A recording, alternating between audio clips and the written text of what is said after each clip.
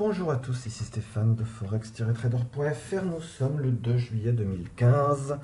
Bienvenue dans notre petite analyse technique quotidienne. Aujourd'hui, on va parler de USD-CAD.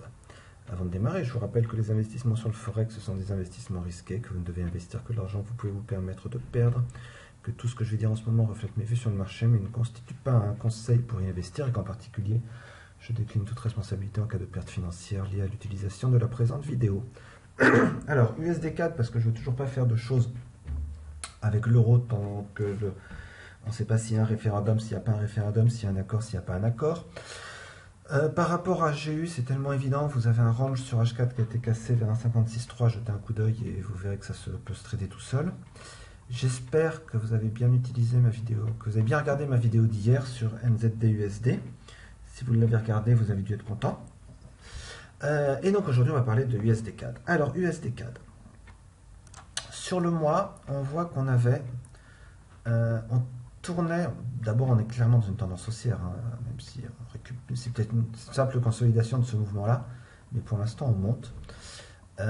On a joué autour de la MAS 200 et on voit que on a le mois dernier fait un très fort doji, presque un doji en vol de dragon, enfin bon, en tout cas quelque chose de...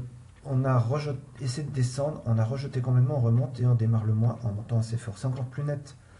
Vous voyez qu'on a encore plus net si on change de retracement de Fibonacci. Je vais prendre celui-ci, on prend celui-là.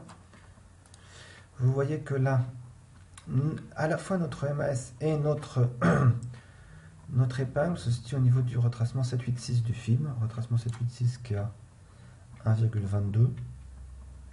Alors, le retracement 786 et 886, qui sont des retracements un peu pas très communs, mais que j'utilise souvent, que j'ai appris d'un trader américain. Il marche très très bien pour trouver les reversals, les changements de tendance. Vous voyez notamment qu'ici, on a un plus haut qui est à 1,25,8, ok, et on est quasiment dessus actuellement. Et on a 1,26,3, notre ligne 886. Mais enfin, on l'a testé, on a testé le 886, on l'a rejeté une fois et on a essayé de redescendre, mais on n'a pas pris le 786, on remonte. Donc j'aurais tendance avec ce chandelier le mois dernier à dire qu'on va continuer à monter. On va vérifier sur la semaine ce que ça nous donne. Sur la semaine, donc je prends ce retracement, on a hésité sur un 23,6 et on monte très fort. Vous voyez que là, on est en plein sur un précédent plus haut à 1,25,8. Donc on va voir ce qui se passe. Mais pour l'instant sur cette semaine, regardez cette énorme progression. On est jeudi, il reste 2 jours, on va voir. Si je regarde sur le daily maintenant. Sur le daily, on va prendre un peu de distance. Voilà, donc on avait un fort mouvement haussier, on a hésité, on a redescendu, on a fait un nouveau plus bas, mais là on a quasiment un triple creux à 1,19,3 et depuis on a commencé à remonter. On n'a pas encore repris ce plus haut, donc on ne peut pas dire qu'on est remis dans une tendance, mais on refait un plus bas ici qui est plus haut que le précédent. Et là, on vient de casser le précédent plus haut, donc on remonte. Très clairement. On vient de classer le précédent plus haut, pardon, à 1,25,2. On est à 1,25,8. Donc ici, on a un support naturel. Et au-dessus de 1,25, on va chercher à acheter.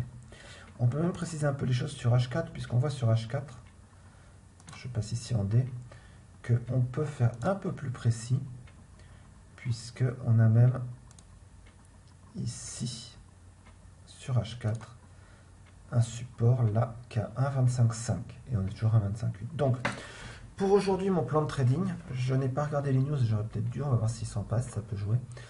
Entre 1,25,5 et 1,25, ici, à peu près. Ça c'est la zone où je vais chercher des signaux acheteurs. J'envisage pas de les prendre à cet endroit là à cause de ça. Ok, à 1,26. 1,26,3, 1,26,25, enfin là j'arrive sur un vieux plus haut mensuel et tout, je suis quand même assez haut, donc j'ai besoin qu'on redescende un peu avant d'acheter ça. Mais tant qu'on est au-dessus de ce 1,25, je reviens encore sur mon H4, tant qu'on est au-dessus de cette ligne-là, 1,25 à peu près, et celle-là, 1,25,5, je vais dans cette zone chercher des signaux acheteurs. Pour aller où? Dans un premier temps, pour retester évidemment ça. Le 1,26,3 en espérant qu'on va le passer. et qu'on va monter au-dessus pour aller retester beaucoup plus haut. Je n'ai pas vérifié s'il y avait Metiera, mais vous voyez qu'on a déjà connu des niveaux beaucoup plus hauts et ça pourrait recommencer. Voilà ce que je voulais vous montrer sur le SDK d'aujourd'hui. Soyez très très prudents puisqu'on a NFP demain, les chiffres de l'emploi aux États-Unis, et qu'on a toujours ce possible référendum en Grèce dimanche. Il est possible que très peu de traders vont prendre des positions. Et en tout état de cause, je vous conseille encore une fois de faire très très très attention si vous voulez trader l'euro. Voilà. Je vous souhaite une très bonne journée de trading. On se retrouve demain pour une nouvelle analyse sur forex-trader.fr. Au revoir.